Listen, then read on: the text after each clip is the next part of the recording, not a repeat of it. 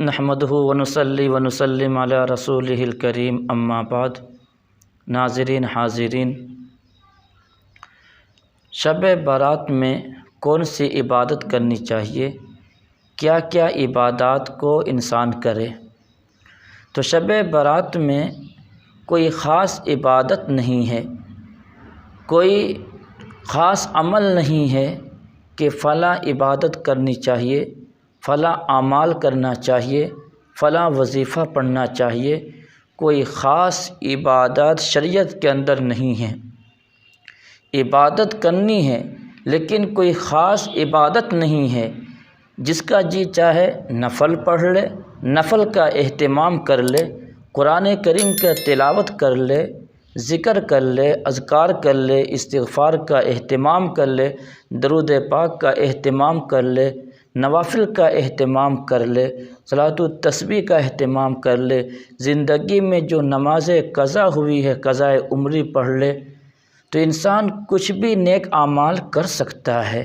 کوئی اس پر پابندی نہیں ہے، کوئی خاص عبادت نہیں ہے، کوئی خاص اعمال نہیں ہے۔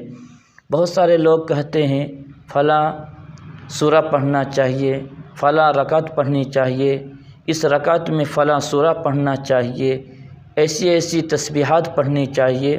شریعت کے اندر ایسی کوئی بات نہیں ہے۔ جس کو جو چاہے عبادت کر سکتا ہے، لیکن اپنی زندگی کو، اپنی رات کو عبادت میں گزارے۔ شب برات کے نام پر راتوں کو جاگتے ہیں، لیکن جو چیز کرنے کی ہے انسان نہیں کرتا ہے، صرف رات میں جاگتا ہے اور پھر اپنے موبائل چلاتا ہے، کوئی گپ شپ کرتا ہے، کوئی ادھر ادھر کی غیبتیں کرتا ہے، چغل خوری کرتا ہے، کوئی چیٹنگ کرتا ہے واٹس ایپ میں، فیس بک پر، کوئی غلط چیزیں دیکھتا ہے۔